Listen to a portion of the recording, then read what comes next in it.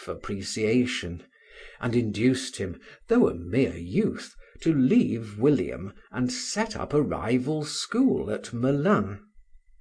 Here his splendid personality, his confidence, and his brilliant powers of reasoning and statement drew to him a large number of admiring pupils, so that he was soon induced to move his school to Corbeil, near Paris, where his impetuous dialectic found a wider field.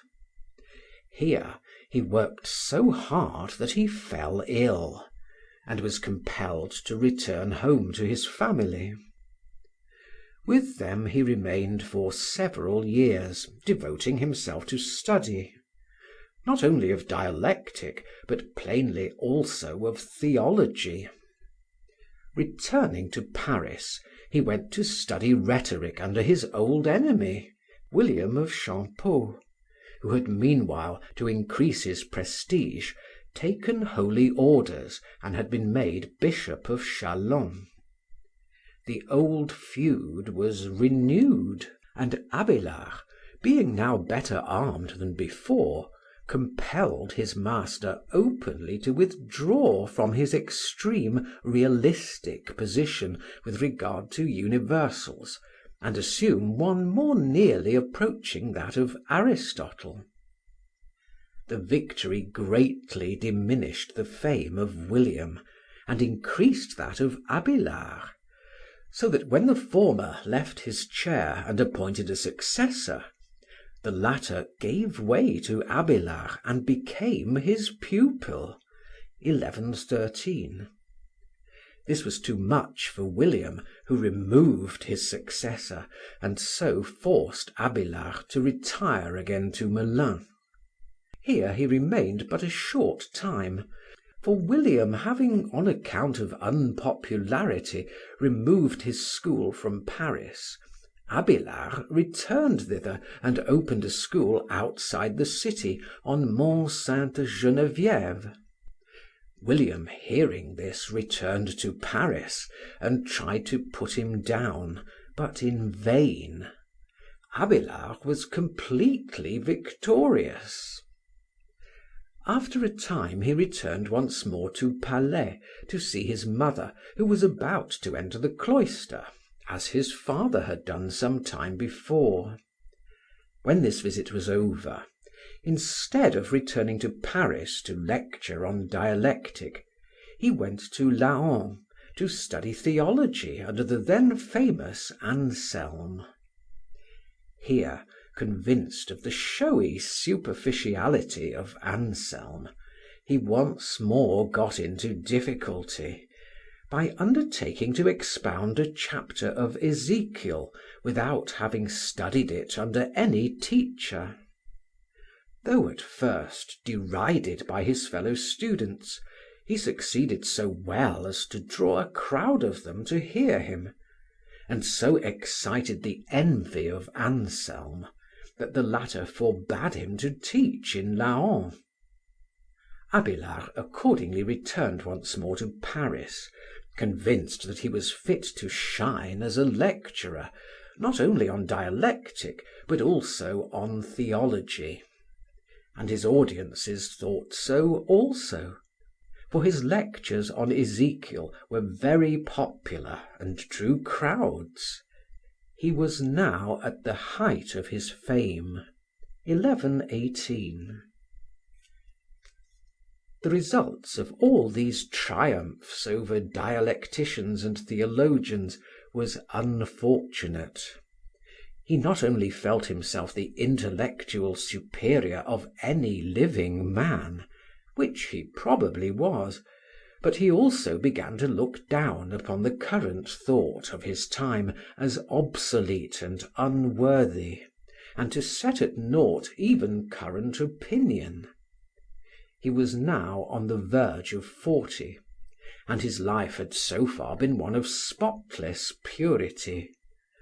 But now, under the influence of vanity, this too gave way.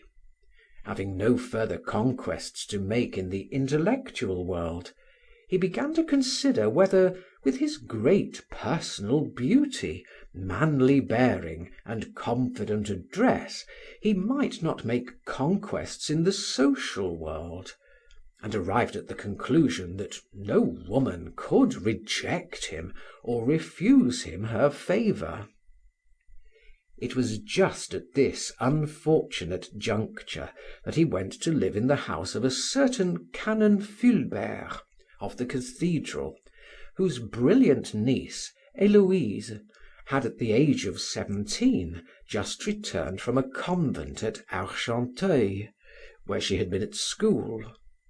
Fulbert, who was proud of her talents and glad to get the price of Abélard's board, took the latter into his house and entrusted him with the full care of Eloise's further education, telling him even to chastise her if necessary. So complete was Fulbert's confidence in Abélard that no restriction was put upon the companionship of teacher and pupil. The result was that Abélard and Eloise, both equally inexperienced in matters of the heart, soon conceived for each other an overwhelming passion, comparable only to that of Faust and Gretchen. And the result in both cases was the same. Abélard, as a great scholar, could not think of marriage, and if he had, Eloise would have refused to ruin his career by marrying him. So it came to pass that when their secret, never very carefully guarded, became no longer a secret, and threatened the safety of Eloise, the only thing that her lover could do for her was to carry her off secretly to his home in Palais, and place her in charge of his sister. Here she remained until the birth of her child, which received the name of Astrolabius, Abélard meanwhile continuing his work in Paris. And here all the nobility of his character comes out. Though Fulbert and his friends were naturally enough furious at what they regarded as his utter treachery, and though they tried to murder him, he protected himself, and as soon as Eloise was fit to travel, hastened to Palais, and insisted upon removing her to Paris and making her his lawful wife. Eloise used every argument which her fertile mind could suggest to dissuade him from a step which she felt must be his ruin, at the same time expressing her entire willingness to stand in a less honored relation to him. But Abélard was inexorable. Taking her to Paris, he procured the consent of her relatives to the marriage, which they agreed to keep secret, and even their presence at the ceremony, which was performed one morning before daybreak, after the two had spent a night of vigils in the church. After the marriage, they parted, and for some time saw little of each other. When Eloise's relatives divulged the secret, and she was taxed with being Abélard's lawful wife, she anathematized and swore that it was absolutely false.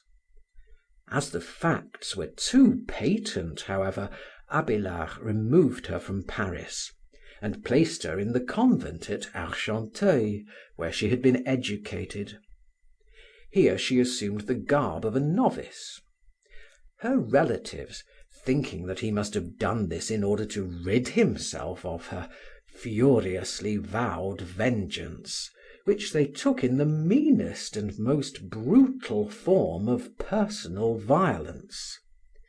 It was not a time of fine sensibilities, justice, or mercy. But even the public of those days was horrified